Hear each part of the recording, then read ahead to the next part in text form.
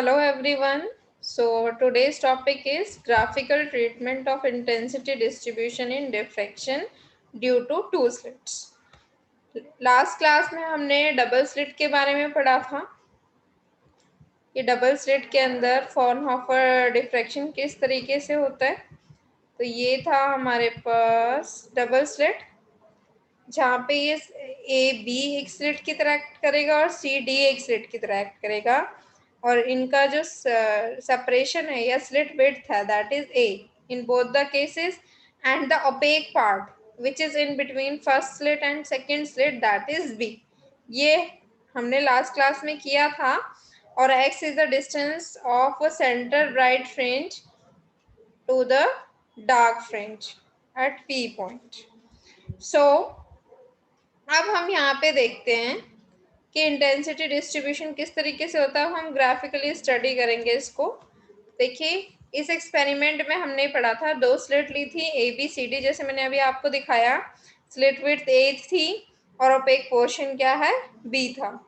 अब ए सी और B D क्या थे, हमारे करस्पॉन्डिंग पॉइंट्स।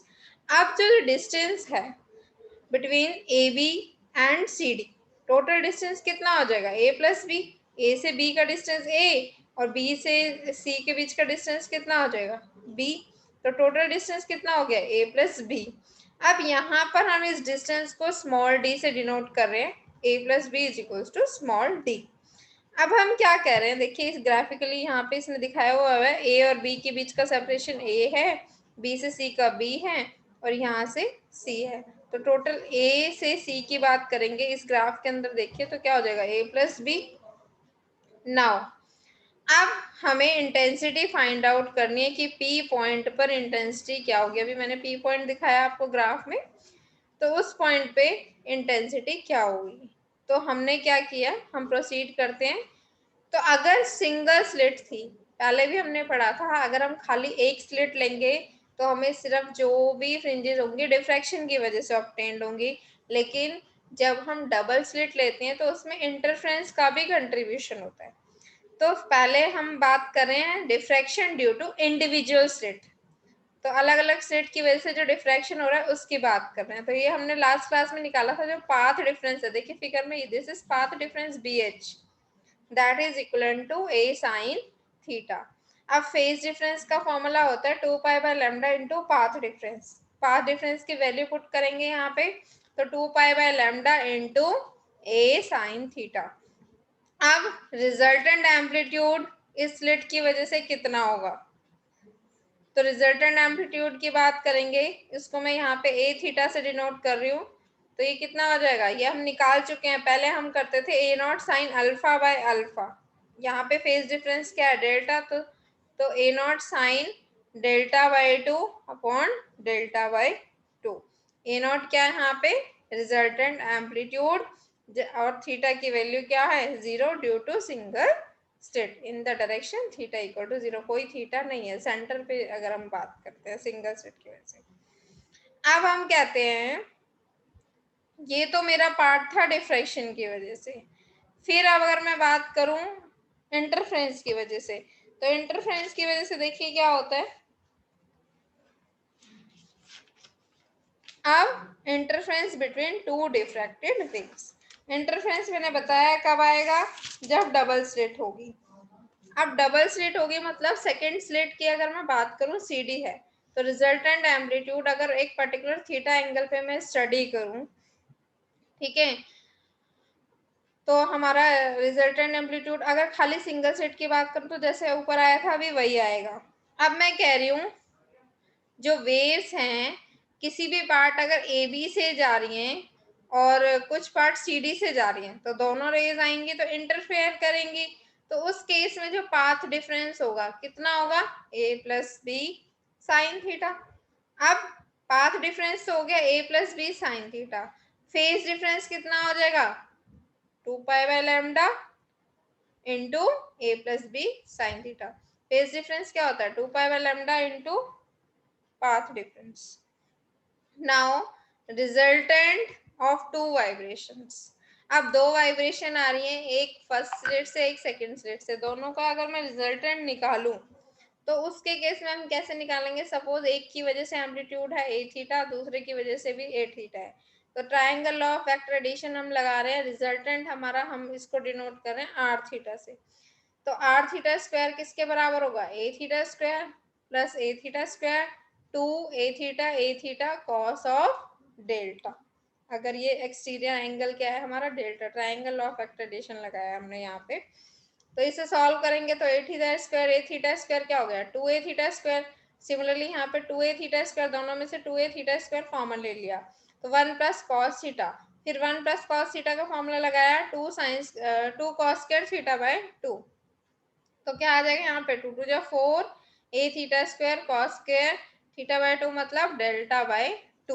तो यहाँ से अगर मैं आर थीटा की वैल्यू निकालूंगी तो ये यहाँ जाके अंडर रूट हो जाएगा, तो सॉल्व करेंगे तो two A theta cos delta by two. अब ये ए थीटा की वैल्यू अगर मैं रिजल्टेंट निकालूं, जो ऊपर हमने निकाला हुआ है इक्वेशन 4-5 देखिए, ठीक है, इसको यूज कर रहे हैं, ए थीटा की ये वाली वैल्यू यूज करेंगे, A naught sine del by two upon del by two. तो यहाँ पे कुछ नहीं किया, ए थीटा की वैल्यू पुट करेंगे यहाँ पे, तो क्या आ जाएगा, two A naught sine del by two upon del by two cos delta by two. अब डेल की वैल्यू क्या है, अगर मैं बात करूं सिंगल स्लिट की, तो उससे हमारे पास फेज डिफरेंस की वैल्यू क्या आती है, two pi by lambda A sine theta. लेकिन अगर डबल स्लिट की बात करते हो तो two pi by lambda A plus B sine theta. तो अगर इंटेंसिटी इक्वेशन लिखनी है मुझे, तो क्या आएगी इंटेंसिटी इक्वेशन इसके लिए, सिंगल स्लिट के लिए जो इंटेंसिटी आती थी वो ए नॉट स्क्वायर के बराबर आती थी, और उसकी वैल्यू क्या हो जाती थी, आई नॉट। तो यहाँ इंटेंसिटी इक्वेशन लिखनी है, तो इंटेंसिटी क्या होती है, एम्पलीट्यूड का स्क्वायर। तो यहाँ पे हम स्क्वायर करेंगे तो टू का square four, A not square, A not square हमारा आई नॉट के बराबर है, फर्स्ट सिंगल स्लिट में हम पढ़ चुके हैं, sine del by two upon del by two का स्क्वायर, ठीक है, यही आया ना हमारा ऊपर amplitude. Now cos del by two. अब ये हमारी आ गई इंटेंसिटी।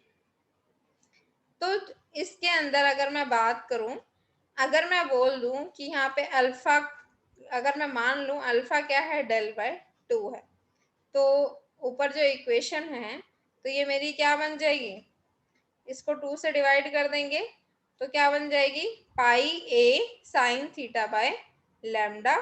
सिमिलरली अगर मैं कह रही हूँ बीटा क्या है, डेल्टा बाय टू है, तो इसे भी टू से डिवाइड कर देंगे तो pi A plus B sine theta by lambda. अब हमारे पास अल्फा और बीटा की वैल्यू आ गई, इन वैल्यूज को पुट करो तो डेल बाय टू की जगह हमने अल्फा रख दिया और डेल्टा बाय टू की जगह हमने बीटा रख दिया। यहाँ ऊपर कॉस स्क्वायर आएगा, जब स्क्वायर किया है तो यहाँ स्क्वायर आएगा, तो cos square delta by to आएगा, तो डेल बाय टू की जगह बीटा लिख दिया तो कॉस स्क्वायर बीटा। अब ये इक्वेशन हमारी बिल्कुल सेम है जो हमने कल स्टडी करी थी, एनालिटिकल ट्रीटमेंट किया था जब डबल स्लिट का, तो यही इक्वेशन आई थी intensity. So this is the intensity due to double slit. अगर हम इसके अंदर देखें तो ये जो कॉस स्क्वायर बीटा वाला पार्ट है ये किसकी वजह से आता है, इंटरफेरेंस की वजह से।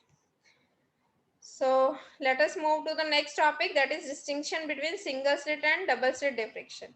अगर मैं दोनों का डिफरेंस देखूं तो सिंगल स्लिट डिफ्रैक्शन के अंदर जो सेंट्रल ब्राइट हमें क्या मिलता था, सेंट्रल ब्राइट मैक्सिमा और ऑल्टरनेट मिनिमाज मिलते थे, और मैक्सिमा मिलते थे दोनों साइड, और जो इंटेंसिटी होती थी मैक्सिमा की कम होती जाती थी, ग्रेजुअली डिक्रीज हो जाती थी जैसे सेंटर से हम दूर जाते थे।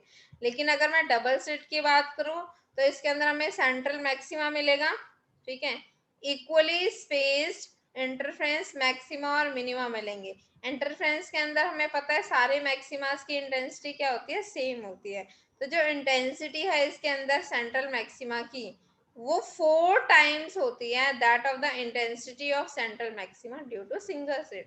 सिंगल स्लिट की वजह से जो सेंट्रल मैक्सिमा होता है उसकी 4 गुना होती है इंटेंसिटी किसके अंदर, डबल स्लिट के अंदर, central maxima. Double slit diffraction pattern के अंदर अगर मैं बात करूं, जो स्पेसिंग होती है डिफ्रैक्शन मैक्सिमा और मिनिमा की, वो किस पर डिपेंड करती है, स्लिट विड्थ ए पर। लेकिन स्पेसिंग जो है इंटरफेरेंस मैक्सिमा और मिनिमा किस पर डिपेंड करती है, ए प्लस बी, और इंटरफेरेंस हमारा कहाँ हो रहा है, डबल स्लिट में। तो डबल स्लिट के अंदर जो इंटेंसिटी है यस किस पर डिपेंड कर रही है, स्पेसिंग ए प्लस बी। तो जो इंटेंसिटी होती है इंटरफेरेंस मैक्सिमा और मिनिमा की वो कांस्टेंट नहीं होती, but decreases to zero on the either side of central maxima. अगर हम बात करें डबल स्लिट के अंदर तो क्या होता है, इंटेंसिटी ग्रेजुअली डिक्रीज हो जाती है और एट द एंड क्या हो जाती है, बिल्कुल कम हो जाती है। Next is missing order in double slit diffraction. अब देखिए, अभी हमने डबल स्लिट डिफ्रैक्शन को डिस्कस किया था, तो कहता है जो विड्थ होती है स्लिट की, अगर हमने ली थी ए, वहां पे ली थी, ओपेसिटी को हमने बी लिया था। कहता है अगर हमने बोला स्लिट विड्थ कांस्टेंट है ए, तो डिफ्रैक्शन पैटर्न रिमेन अनचेंज, ठीक है। और अगर हम कहते हैं बी की वैल्यू चेंज कर देते हैं, बी क्या है, स्पेसिंग है, ठीक है, तो कहता है जो स्पेसिंग है इंटरफेरेंस मैक्सिमा की वो भी चेंज हो जाएगी। क्यों, क्योंकि उसी पे तो मैक्सिमा डिपेंड कर रहा है, मैक्सिमा मेनली किस पे डिपेंड कर रहा है, बी पे। तो अभी हमने पहले भी पढ़ा है, कितनी बार पढ़ चुके हैं ये चीज कि इंटरफेरेंस मैक्सिमा को हमने किससे डिनोट किया था, A plus B sine theta which is equal to N lambda. और डायरेक्शन ऑफ डिफ्रैक्शन मिनिमा, ये तो इंटरफेरेंस के लिए था, डिफ्रैक्शन के लिए हमने खाली ए साइन थीटा लिया था, इसको मैं पी से डिनोट कर रही हूँ, तो पी लैम्डा। एन और पी कुछ नहीं है, यहाँ पे इंटीजर वैल्यूज हैं।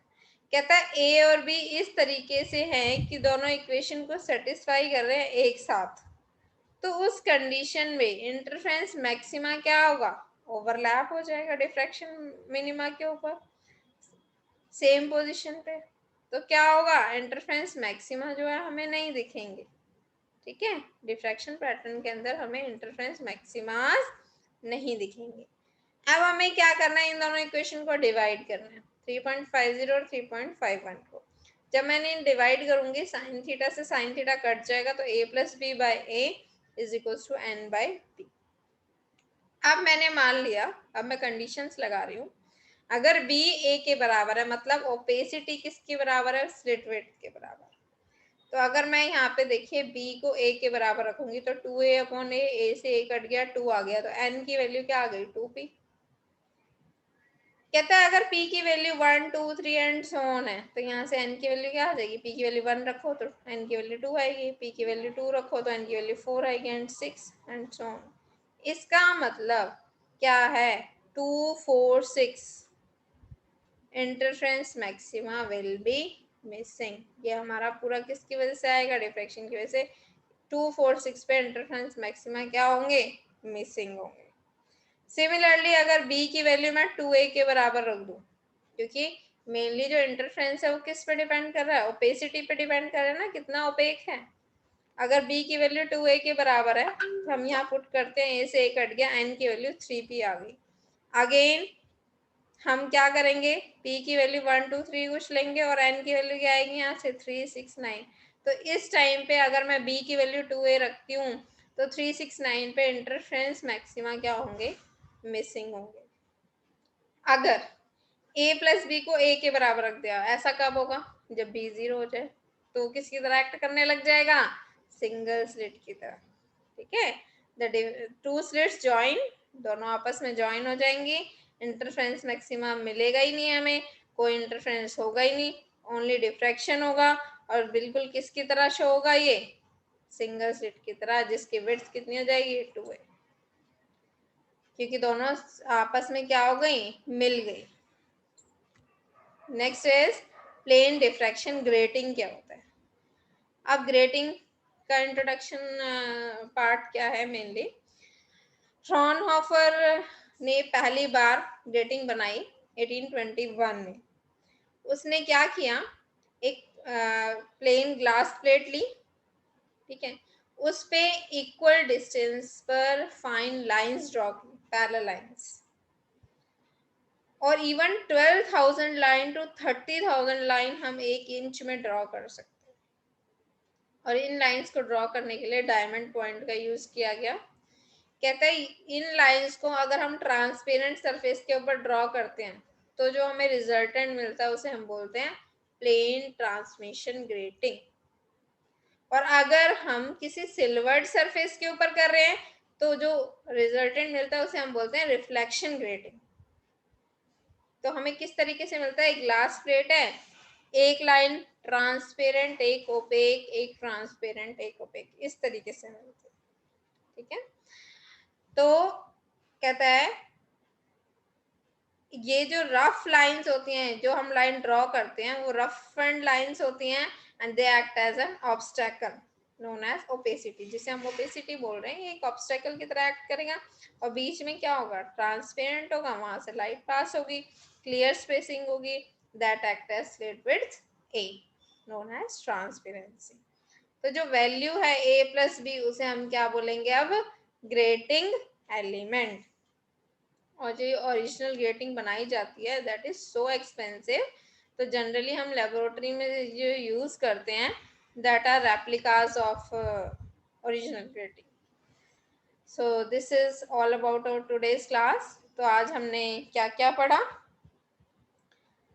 पहले हमने पढ़ा graphical method of intensity distribution in diffraction in due to two slits। फिर हमने पढ़ा